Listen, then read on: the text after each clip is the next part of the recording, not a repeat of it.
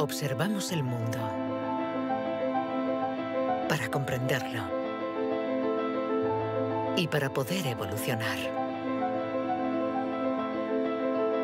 La inteligencia nos ha permitido forjar herramientas para comprender lo pequeño y lo infinitamente grande. Desde hace más de un siglo, psicólogos, biólogos, genetistas y neurocientíficos la diseccionan, la analizan y la miden. Hemos inventado los ordenadores y caminado sobre la Luna.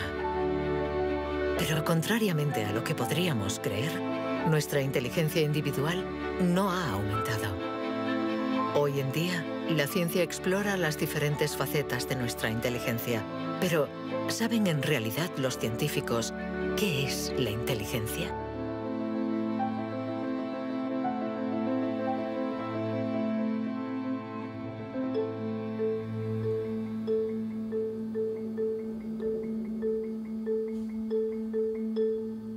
Inteligencia es relacionar,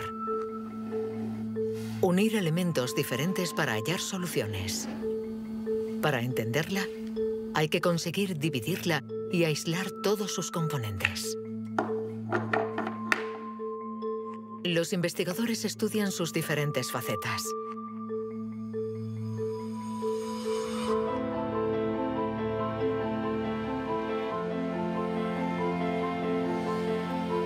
Para medir la inteligencia, una de las primeras propuestas ha sido medir la velocidad a la que reacciona el cerebro. Este es el método que el profesor Tenny Januis ha utilizado. Él ha comparado nuestro tiempo de reacción con el de nuestros ancestros. Y los resultados de su estudio no nos favorecen.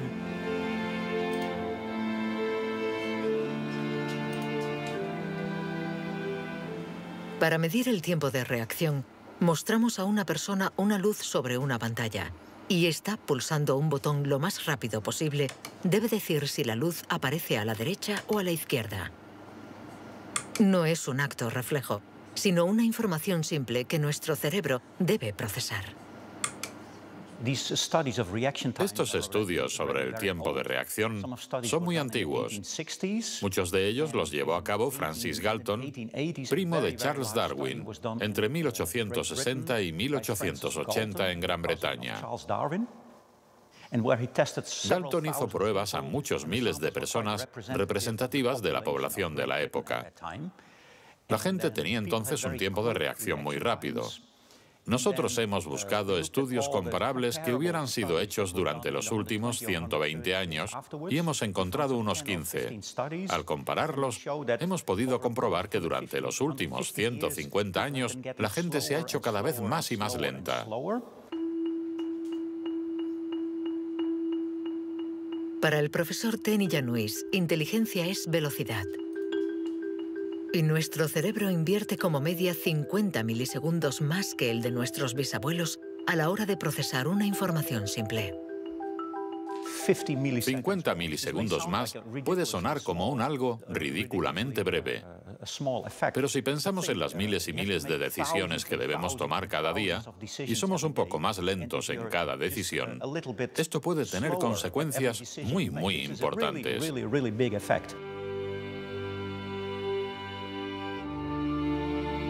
El profesor Tenny Januis está convencido de que somos menos inteligentes que en el siglo XIX.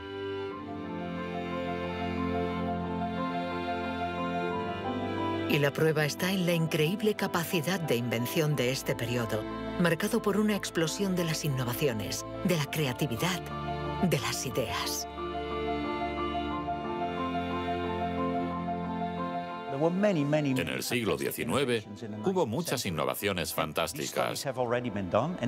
Hay estudios que muestran que el número de inventos por habitante era 4 veces mayor que hoy en día. El profesor Tenny Januis piensa que nuestra inteligencia está en declive desde hace por lo menos 150 años. Pero en el siglo XIX, Sir Francis Galton ya pensaba que los ingleses eran bastante menos inteligentes que los griegos de la antigüedad, donde no faltaban las mentes brillantes. Entonces, y los predecesores de los griegos, los hombres prehistóricos. Es extremadamente difícil medir su inteligencia. Sin embargo, en el Instituto Max Planck de Leipzig intentan responder a esta pregunta reconstruyendo el cerebro de nuestros antepasados de la prehistoria.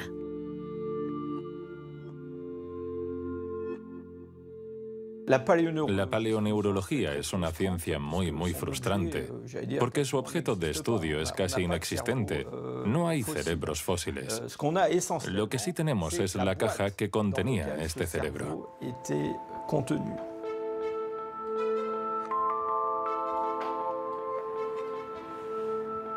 Al comparar nuestro cerebro con el del hombre prehistórico, los científicos han encontrado diferencias no solo en la forma, sino también en el tamaño. Algunos de estos individuos tenían un cerebro más grande que el nuestro. Sabiendo que todo lo que somos, todo lo que pensamos, nuestros recuerdos, la personalidad, las emociones, el lenguaje, todo depende de este órgano, entonces, ¿es que la inteligencia está relacionada con el tamaño? Sería absurdo pensar que no hay relación entre el tamaño del cerebro y la complejidad de los comportamientos, es decir, la inteligencia. Esto lo vemos en el reino animal. Los animales llamados más inteligentes, en particular los cetáceos y algunos tipos de delfines, por ejemplo, tienen cerebros muy grandes, con un gran número de neuronas. Por lo tanto, encontramos en ellos algo que también encontramos en los grandes primates y en el hombre.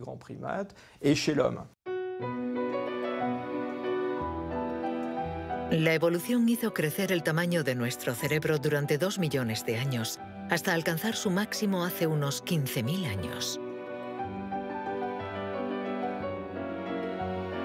El hombre de Cro-Magnon, que pintó en la cueva de Lascaux hace unos 17.000 años, era un Homo sapiens como nosotros. Pero de todos los Homo sapiens, este era el que tenía el cerebro más grande. El tamaño de nuestro cerebro ha disminuido en comparación con el de este antepasado. Y según algunos investigadores, somos menos inteligentes que él. Pero esta teoría no es compartida por todos. Yo no creo que haya una inteligencia que se pueda medir con una regla y decir que nuestro reciente antepasado era igual o más o menos inteligente. El hombre de Cro-Magnon tenía la inteligencia que necesitaba para sobrevivir en su mundo, pero no para trabajar en un banco. Si viajásemos 25.000 años atrás en nuestra máquina del tiempo para traer al presente al hombre de Cro-Magnon, sin duda se adaptaría al mundo en el que va a tener que vivir. Historically, you guys have struggled to adapt. Yeah, right. Walking upright, discovering fire, inventing the wheel, laying the foundation for all mankind. You're right. Good point. Sorry we couldn't get that to you sooner. Connie, your reaction? We live in a society where the individual ego and the group dynamic are in constant struggle. Response? Yeah, I have a response. What? ¿Más inteligente? ¿Menos inteligente? Cuando intentamos medir la inteligencia, todo se complica. Y sin embargo, lo hacemos continuamente. En las universidades del mundo entero se enseña qué es la inteligencia. Y todos nosotros, sin ser especialistas, la medimos cada día. Todos medimos la inteligencia. Si es usted soltero y va a un bar y conoce a alguien, lo más importante después del físico es la inteligencia. Medimos la inteligencia de la gente siempre. Si hablamos sobre un concepto difícil o hacemos algo que desconocen, ¿cuánto tardan en entenderlo? Medir la inteligencia analizando las respuestas. Evaluando la pertinencia de las acciones. Comparando a los individuos. Un método que dio lugar a la única herramienta de la que disponemos para medir la inteligencia. El cociente intelectual, inventado por Alfred Binet a principios del siglo XX. Alfred Binet criticó bastante a los alienistas, los psiquiatras de la época. que hacían diagnósticos para juzgar la discapacidad intelectual, separando en grandes categorías: los idiotas, que tenían el grado más alto de discapacidad, después los imbéciles y luego los tontos. En opinión de Binet, sus juicios eran discutibles, muy difusos y diferentes de un psiquiatra a otro. Él pensaba que eran necesarios unos criterios objetivos y una única herramienta de evaluación basada en criterios científicos. En 1905, el Ministerio de Educación francés pidió a Binet que encontrara la manera de detectar a los niños con dificultades escolares. Él no tenía ninguna teoría sobre la inteligencia, pero observando a sus hijas, pensó que podría hacer una evaluación a partir del razonamiento, la capacidad de comprensión y la memoria. Lo que finalmente intentó hacer fue encontrar para cada grupo de edad los problemas característicos de ese grupo. Por ejemplo, les enseñaba una foto y les preguntaba qué representaba. Señaló que los niños de 3 años enumeraban lo que había en la imagen. Hay un señor, una señora, un banco, un árbol. Los de 7 u 8 años describían la imagen. Hay un señor y una señora sentados en un banco. Y por último, los de 12 años interpretaban la imagen. ¿Están tristes? ¿O bien el señor está enfermo? Y cosas así. Así, Binet desarrolló junto a Théodore Simon el primer test de inteligencia. Había nacido el clásico test de la edad mental. Es la relación entre la edad mental dada por el resultado del test y la edad real de la persona. La cifra se multiplica por 100 para obtener el cociente intelectual. Si un niño de 10 años resuelve las pruebas de uno de 12, será un niño adelantado y tendrá un cociente de 120. La idea era relacionar el rendimiento de un individuo con el de otros individuos comparables, es decir, los que están exactamente en la misma categoría de edad, la misma cultura, etc. Y, obviamente, partiendo de una serie de puntuaciones en la prueba para una edad determinada. El cociente intelectual es la posición de un individuo comparado con el rendimiento de otros que son como él o ella, es decir, de la misma edad. Le damos al cociente intelectual un poder exagerado, porque pretende medir una cualidad tan particular como la inteligencia.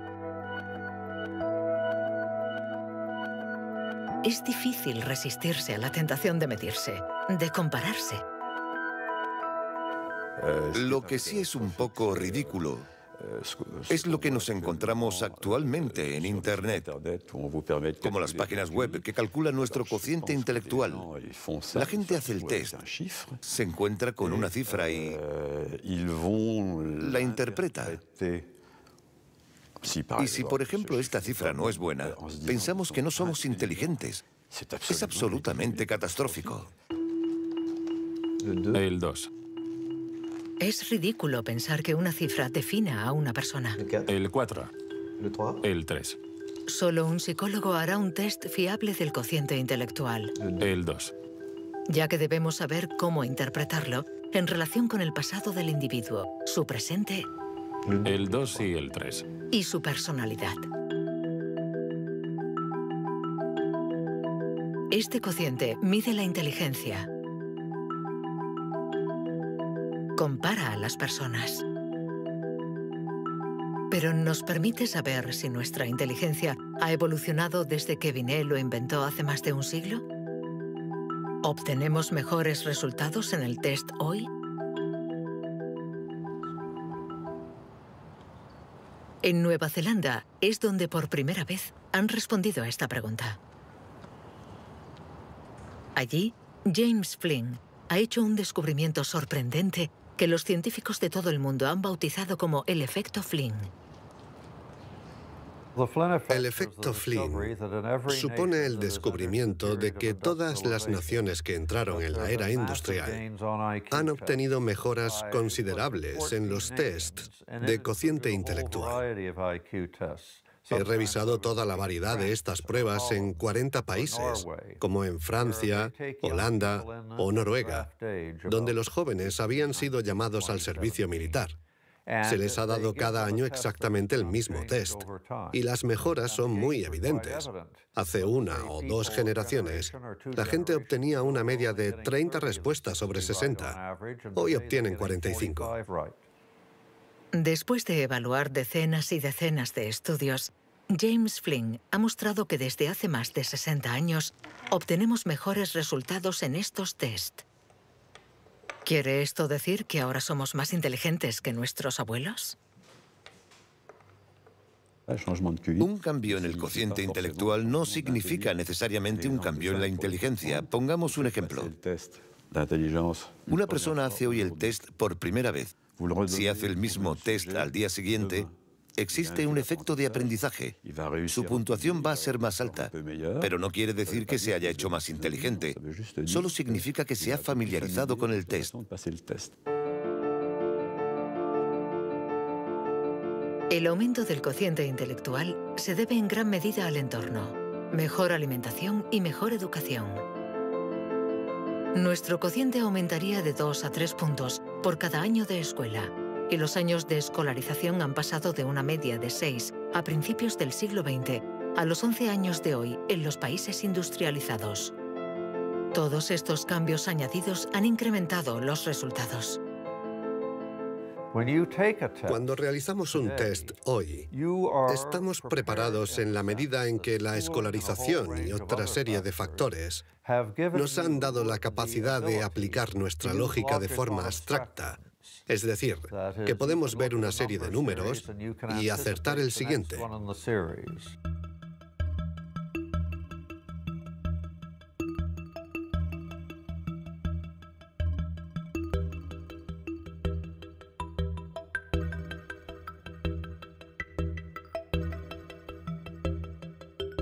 En cuanto a la inteligencia, no hay que fiarse de las apariencias. Tener mejores resultados en estos test no implica que seamos más inteligentes. Se trata solamente de que estamos mejor preparados para pasar el test. Nuestra inteligencia es como un músculo que entrenamos para obtener de él todo su potencial, y con el entrenamiento podemos alcanzar nuestros límites. Las cifras lo demuestran. Tras decenios de mejora, los resultados de los test han llegado al tope. Incluso están empeorando en países como Inglaterra, Dinamarca o Noruega. El aumento del cociente intelectual es un fenómeno que ha durado un siglo, pero todos los países terminarán por llegar al tope de este incremento. Sospecho que la educación formal ha abusado de la capacidad de manipular los conceptos abstractos y, a menos que se produzca una revolución de la pedagogía, los beneficios que ha producido la escuela van a tocar techo, ya que hoy en día casi todo el mundo está escolarizado.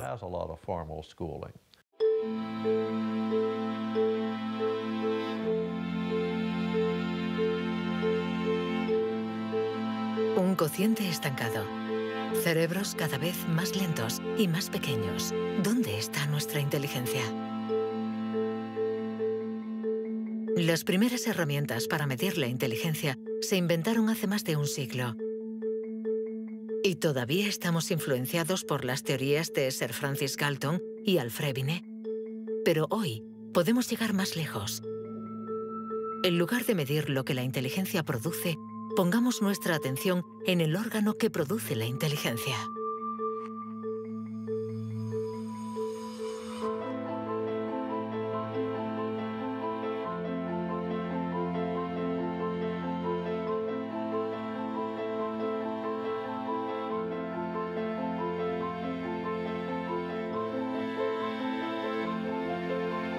Richard Heyer es psicólogo y neurocientífico en la Universidad Irving de California. Desde hace más de 30 años, intenta averiguar cómo es un cerebro inteligente. Gracias a los progresos de los instrumentos de observación, Heyer y su colega, el profesor Rex Jung, investigan en qué lugar del cerebro se aloja la inteligencia. Veamos el cerebro de Richard Hayer. Vemos un bonito cerebro. El doctor Hayer es una persona brillante e inteligente y vemos todas las regiones que sustentan su inteligencia.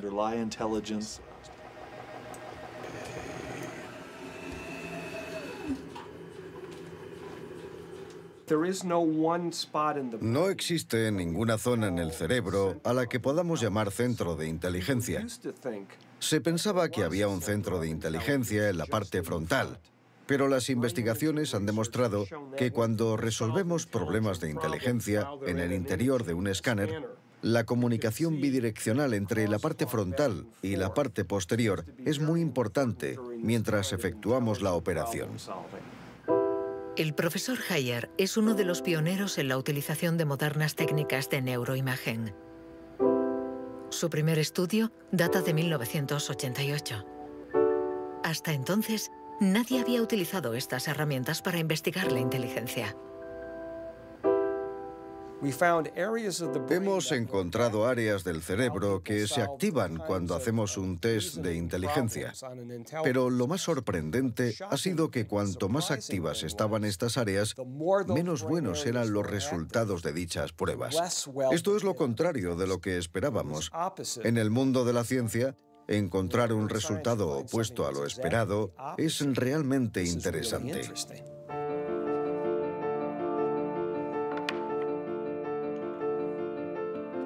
Un cerebro inteligente no es un cerebro que funciona más, sino todo lo contrario. Es un cerebro que funciona menos. Esto es lo que llamamos neuroeficacia. Ser inteligente consiste en resolver un problema con el mínimo esfuerzo.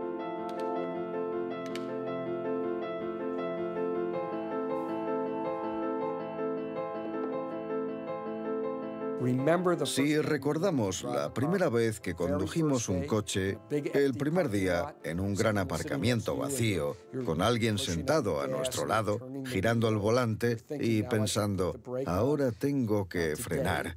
Sin embargo, hoy conducimos en medio del tráfico de una ciudad desconocida y aún así podemos charlar con los acompañantes, porque nuestro cerebro es ahora mucho más eficaz. Por lo tanto, un alto nivel de inteligencia no está necesariamente ligado a un cerebro que trabaja más, sino a una transmisión más eficaz de la información entre las zonas importantes del cerebro. Cuando se piensa en un proceso tan complejo como la inteligencia, debemos imaginar que el cerebro es como una orquesta con distintas secciones.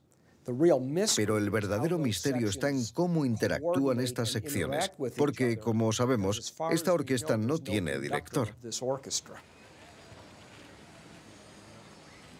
Si el cerebro es una orquesta, entonces la inteligencia es la música.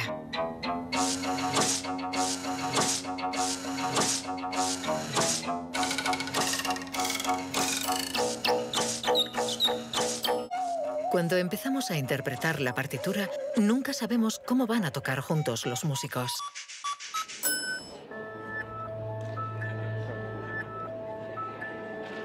En la Universidad de la Sorbona, el profesor Olivier Houdet busca un director para esta orquesta.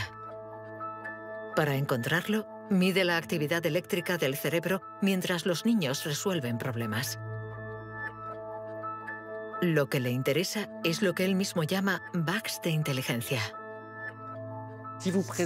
Mostramos a un niño una imagen con 1, 2, 3, 4, 5 babars separados y 5 babars juntos. Y le preguntamos si hay el mismo número de babars en la parte de arriba y en la de abajo. Hasta los 7 u 8 años, todos los niños del mundo responderían, hay más arriba, porque la imagen es más larga. El cerebro de los niños es fácil de engañar por la inteligencia visioespacial, según la cual longitud es igual a número. Esto significa que tenemos caminos neuronales distintos para resolver una misma tarea.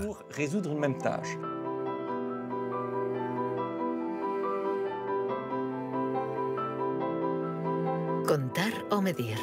Hay muchas soluciones para un mismo problema, y nuestro cerebro está continuamente luchando para inhibir las estrategias negativas.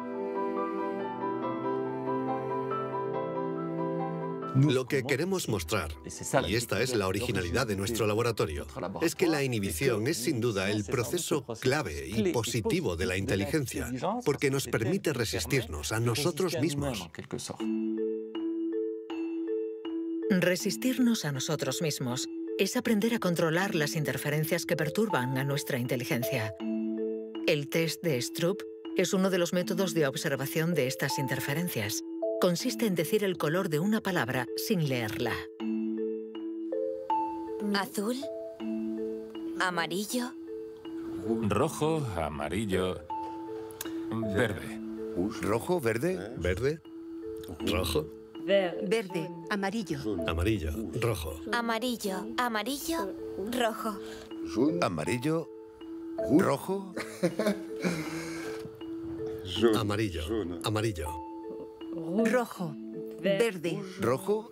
¿Amarillo? ¿Azul? ¿Verde?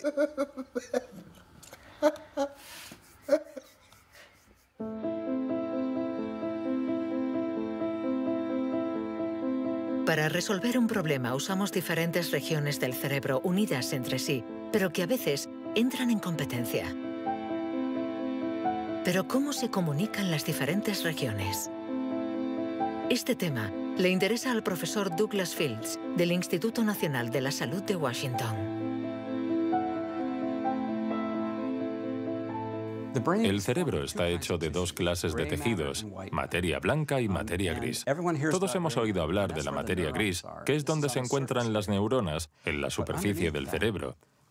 Pero debajo hay miles de conexiones, de cables, de axones que conectan las neuronas formando circuitos. Y es de color blanco porque estos axones están aislados por una membrana celular llamada mielina.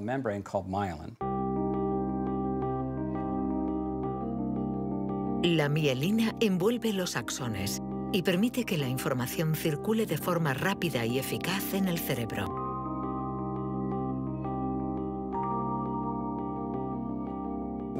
Cuando nace un niño, su cerebro no está maduro. Sus funciones son mínimas. Un bebé no puede hacer casi nada. No puede alimentarse, su visión es muy limitada, no puede andar ni sujetar su cabeza. Esto se debe a que nuestro cerebro está siendo permanentemente moldeado por el entorno. Y una de las cosas más interesantes respecto a la mielina es que se forma después de nacer. La mielina es esencial para que la información circule de forma eficaz por el cerebro. Es esencial para nuestra inteligencia. Pero en la actualidad, la formación de la mielina está alterada. Barbara Demnex, endocrinóloga del Museo de Historia Natural de París, estudia cómo nuestra inteligencia está amenazada por uno de los azotes del siglo XXI. La contaminación. En cualquier parte del mundo donde vivas, estarás expuesto a ciertas sustancias químicas que interfieren en el funcionamiento de la hormona tiroidea. Esta es la hormona producida por la glándula tiroides que está en la base del cuello. Es necesaria para el desarrollo del cerebro desde las primeras etapas del feto hasta una edad más avanzada como la mía, para asegurar el mantenimiento de las funciones mentales, incluida la mielinización. La Autoridad Europea de Seguridad Alimentaria ha analizado 297 pesticidas.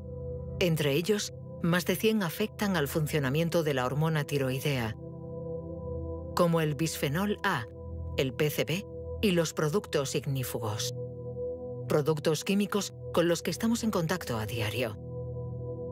El equipo de Barbara Demnex ha demostrado que estos productos bloquean los receptores específicos de la hormona tiroidea de cada una de las células cerebrales y los efectos son considerables. Hay una evidencia sólida. Los científicos hemos observado los niveles de exposición en las madres. Se han comparado diferentes niveles de exposición y hemos visto que los niveles más elevados estaban asociados a una pérdida de 5 a 6 puntos de cociente intelectual en sus hijos. Cierto es que la mayoría de nosotros no percibimos la diferencia, pero es evidente que 5 puntos menos de cociente intelectual pueden suponer una gran diferencia en cuanto al éxito escolar o al éxito en la vida. Y saberlo puede ser muy preocupante para los padres.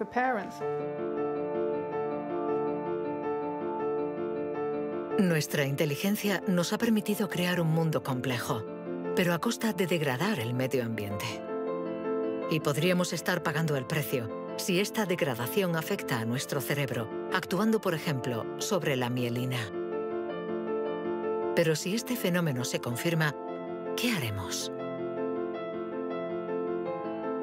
Durante más de un siglo, hemos pensado que los procesos mentales se debían solo a la actividad eléctrica de las neuronas. Pero hoy, los neurólogos han comenzado a explorar nuevos campos. Tan solo el 15% de las células del cerebro son neuronas. El resto, el 85%, no se comunican mediante impulsos eléctricos. Las llamamos glía. Nuevos métodos nos han permitido ver, para nuestra sorpresa, que las células gliales se comunican entre ellas y con las neuronas sin electricidad.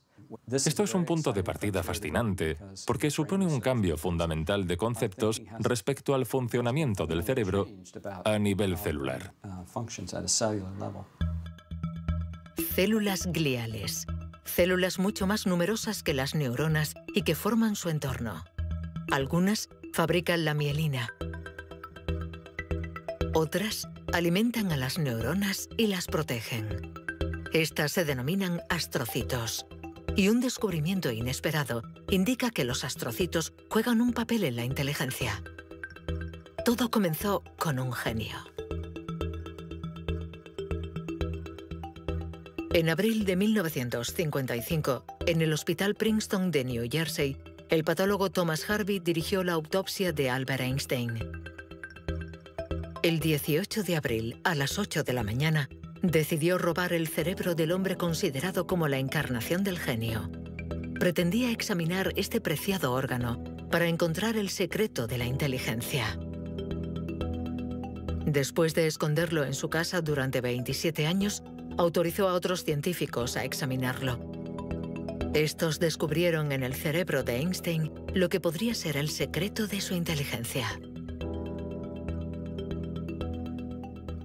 El cerebro de Albert Einstein fue examinado para ver qué era lo que lo hacía más inteligente, y no pudieron encontrar ninguna diferencia en el número de neuronas ni en el tamaño. No había nada, excepto que su cerebro tenía más astrocitos. Esto llamó la atención de mucha gente sobre el papel de los astrocitos en la inteligencia. Los astrocitos. Células gliales identificadas hace más de un siglo. Aunque en los últimos años, los científicos han comprendido que su función no era mucho más compleja de lo que imaginaban. Los astrocitos sirven para muchas cosas. Controlan la sinapsis, controlan el flujo sanguíneo en el cerebro, alimentan a las neuronas, reaccionan a las heridas. Todas estas cosas estaban consideradas como tareas menores que los astrocitos hacían en el cerebro, y no habían sido tomadas muy en serio hasta que se dieron cuenta de lo determinantes que son los astrocitos para las neuronas. Un astrocito humano controla cientos de neuronas, muchas más que, por ejemplo, un astrocito de ratón. Basándose en esta observación, un equipo de la Universidad de Rochester ha realizado un experimento fascinante. Para entender mejor la inteligencia humana, han decidido cruzar la barrera de la especie y han trasplantado astrocitos humanos en el cerebro de un ratón. Hemos trasplantado astrocitos humanos en ratones y el trasplante invadió literalmente todo su cerebro. Cuando lo revisamos un mes después, pudimos ver que allí donde habíamos realizado el injerto, este ocupaba un lugar discreto. Un año más tarde, todo el cerebro se había injertado a sí mismo. Todas sus células habían sido literalmente reemplazadas por células humanas. Y nos dimos cuenta de que estos ratones tenían más memoria y más capacidad de aprendizaje que los no injertados. Para comprobar las capacidades de los ratones con el cerebro modificado, los metieron en un laberinto. Resultado: los injertados encontraron la salida 2 veces más rápido que los no injertados. Este experimento no deja lugar a dudas. Los astrocitos favorecen la memoria y el aprendizaje. Juegan un papel clave en nuestra inteligencia.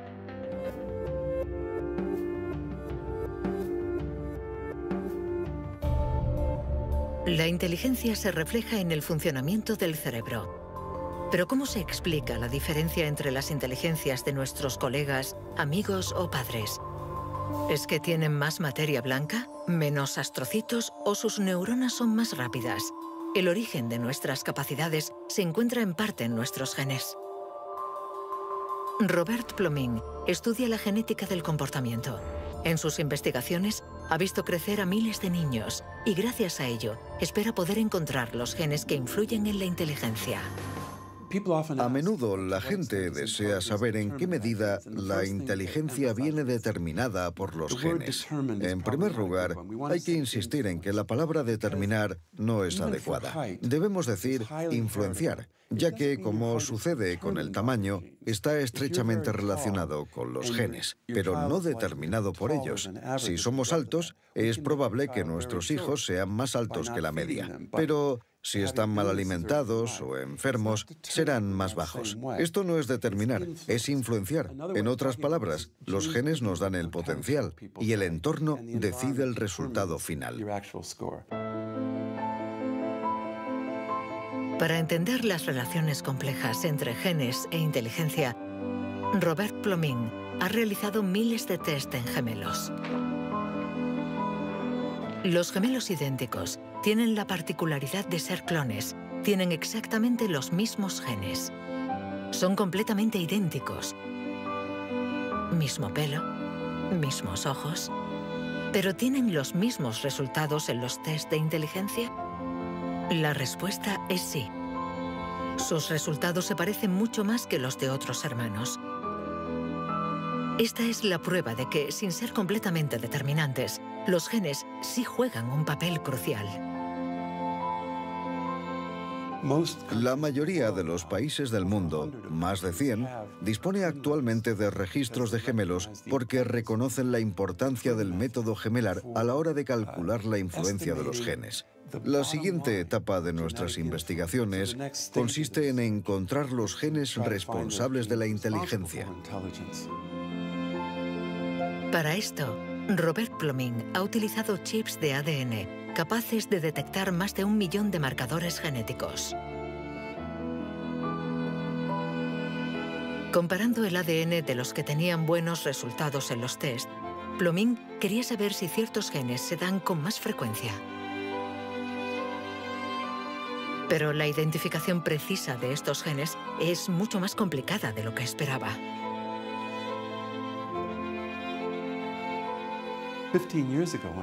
Hace 15 años, cuando comencé a buscar los genes de la inteligencia, nadie imaginaba que sería una tarea tan difícil. Pudimos identificar más de 300 genes que influyen sobre la inteligencia. El problema era que habíamos estudiado solo el 1%.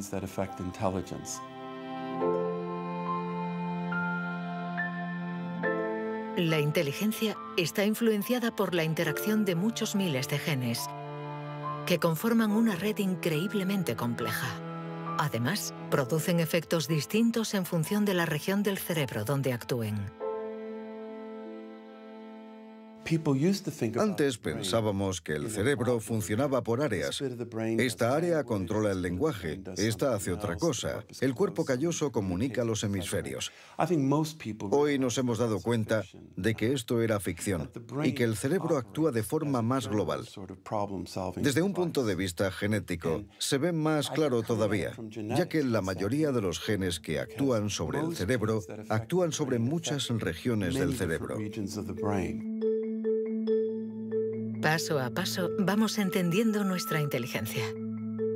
Los científicos afinan las herramientas para medirla, pero la cuestión es cómo las vamos a utilizar.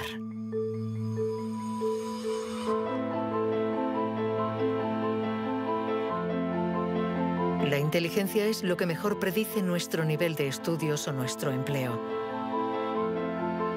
Por lo tanto, hablar de la inteligencia es delicado, ya que tendemos a valorar, clasificar y jerarquizar, con el riesgo a equivocarnos que conlleva. El error de razonamiento está en considerar que la inteligencia puede ser esencialmente hereditaria. Y esto nos ha llevado a divagaciones, en mi opinión, total y absolutamente ridículas. Por ejemplo, en 1924, creo, se votó en Estados Unidos una ley que restringía la inmigración mediante cupos, porque en los test daban resultados menos buenos. Y se suponía que los inmigrantes eran hereditariamente menos inteligentes. Se limitó, pues, su entrada al país para evitar un descenso en la media. Como sabemos, entraban por la isla de Ellis, frente a Nueva York, donde muchos de ellos eran devueltos, sobre todo aquellos que se anticiparon al auge del nazismo. Pienso especialmente en los judíos de Europa del Este que fueron expulsados por razones absolutamente estúpidas. Durante mucho tiempo, creímos que nuestro origen era determinante y que nuestra herencia controlaba nuestras vidas. Después, por suerte, la ciencia ha abandonado esta visión determinista. Pero la inteligencia es algo especial. Un tema tan sensible que los pasos en falso han marcado su historia.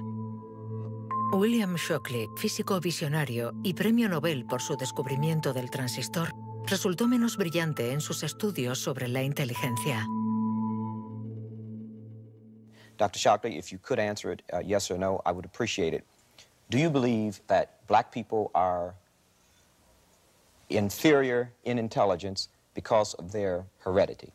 What I say is this. My research leads me, and it's a tragic conclusion, really, my research leads me inescapably to the opinion that the major cause of the American Negro's intellectual and social deficits is hereditary and racially genetic in origin, and thus not remediable to a major degree by practical improvements in environment. Then what do you see as the solution to the problem? I would propose that you would offer a bonus to everyone to be sterilized. The offer is based upon the best estimates, best scientific estimates that one can have of any genetically carried disabilities. 1974, prácticamente ayer, una época nada lejana. Algunos utilizaban el cociente intelectual para justificar su racismo y excluir lo diferente. Joseph Skobanek sufre el síndrome de Asperger, una forma de autismo compatible con un cociente elevado. Graduado en ciencias políticas, doctor en filosofía y escritor, con 6 años no hablaba una palabra. Hoy habla 7 idiomas, entre ellos el hebreo, el árabe, el persa y el azerí. Yo formaba parte de esos niños cuyo destino era la basura. Durante mucho tiempo nos dijeron que las personas autistas eran deficientes intelectuales. Autismo llegó a ser casi sinónimo de discapacidad intelectual. Sin embargo, hoy sabemos que esto no es así. Toda sociedad humana necesita una jerarquía, Necesita gente que marque la diferencia. Y tendemos a resumirlo todo bajo un criterio único. En Estados Unidos, la calidad humana y las jerarquías se definen por el cociente intelectual. En Francia puede ser cualquier concurso administrativo. En la China imperial eran los famosos exámenes del mandarín. Pero todo esto reposa sobre una idea central, y sin embargo errónea, la de que hay una única escala para medir la inteligencia de la humanidad. Y todo aquel que predica estas teorías se sitúa a sí mismo en lo más alto. La inteligencia como escala única de la humanidad. ¿Pero se puede definir lo humano desde una sola dimensión? ¿Podemos ser definidos tan solo por la inteligencia cuando ella misma tiene tantas facetas distintas?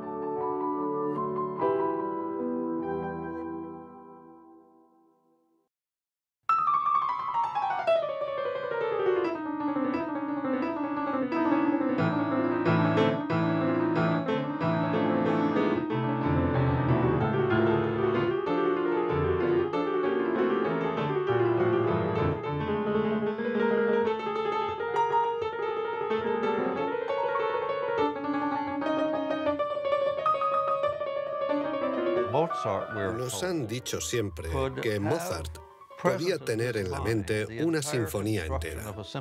Cuando escuchamos una sinfonía, debemos seguirla a medida que se desarrolla en el tiempo. Sin embargo, él la veía en su totalidad. Viene a ser la clase de complejidad mental de un matemático cuando tiene en mente 7 u 8 fórmulas y conoce todas las conexiones posibles entre ellas. Pero siempre podemos argumentar. ¿La inteligencia musical es inteligencia? No importa. Lo que importa es que existe y que aquellos que la poseen no tienen necesariamente un cociente intelectual elevado.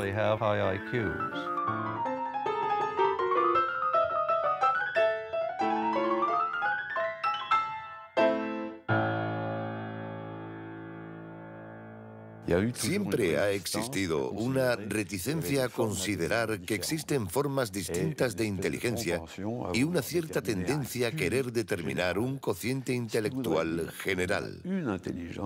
Una única escala de inteligencia donde podemos situarnos por encima o por debajo.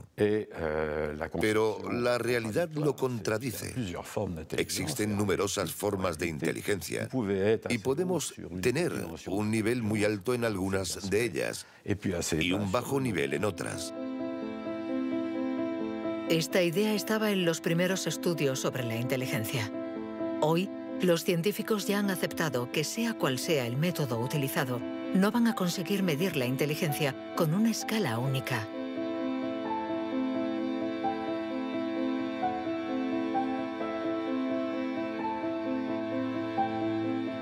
En la Universidad de Nuevo México, el profesor Rex Jung está convencido de que para resolver cualquier tipo de problema usamos distintos tipos de razonamiento. Y lo que llamamos inteligencia no es sino uno más de ellos.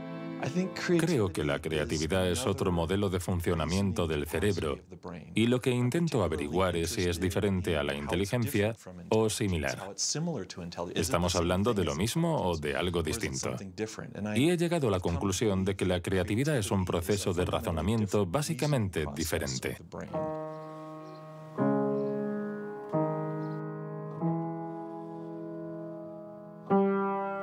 Leer una partitura es ser inteligente utilizando nuestros conocimientos.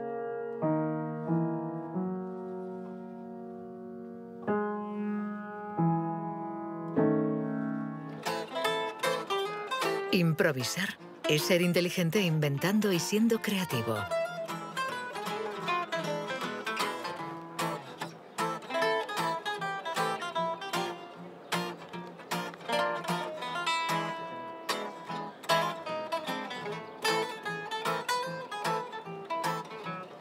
Un músico puede ser a la vez inteligente y creativo, un sujeto de estudio ideal.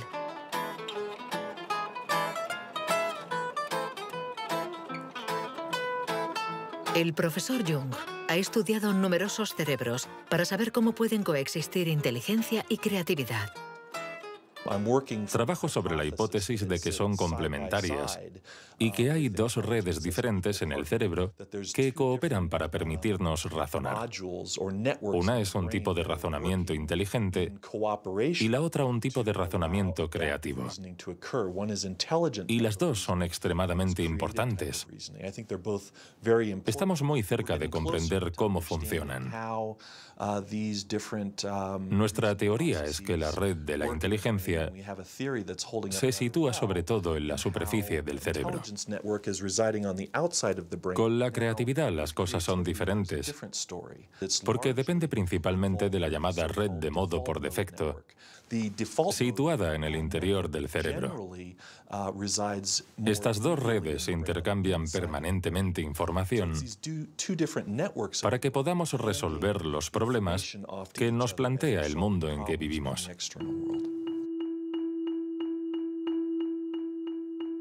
Todos hemos experimentado esa sensación de una idea que surge de no se sabe dónde con la fuerza de la evidencia. Lo que nos revelan los neurocientíficos es que la forma de razonamiento inventivo creativo es una única forma de razonamiento. ¿Podemos ser inteligentes sin ser creativos? ¿O creativos sin ser inteligentes? ¿Esta cuestión tiene sentido? Para evolucionar de forma inteligente, ¿no necesitamos todos los recursos de nuestra mente? No podemos ser creativos, por ejemplo, en física, si solo tenemos formación en física. Para ser creativos en física, necesitamos estar educados en ese universo extraño y poder utilizar y reutilizar los mecanismos mentales que hemos aprendido en otros contextos.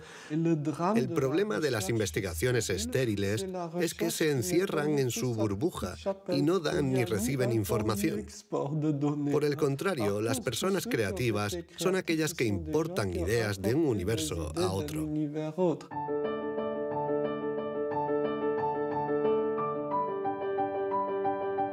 Los hilos se tejen. El cuadro se completa. Los científicos ensamblan poco a poco las diferentes piezas de nuestra inteligencia. Pero el mundo evoluciona y la inteligencia también. El cerebro está en permanente evolución y permite que la inteligencia se adapte a los problemas que debemos resolver, por múltiples y variados que estos sean. Cuando era niño, sabía que yo no funcionaba como los demás y era consciente de ello.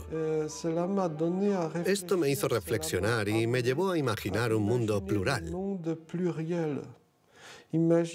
mundo donde no hubiera una única forma de clasificar y de medir, sino muchas. Lo que quiero decir es que la verdadera inteligencia humana no está en pensar de forma plural y saber tener en cuenta distintas formas de entender el mundo y no solo una.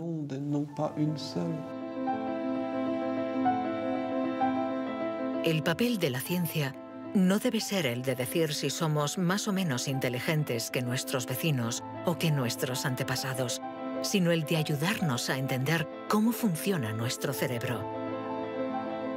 Así, sabremos cuidar nuestra inteligencia y también mejorarla para tejer hilos de unión entre nosotros y la diversidad que nos rodea.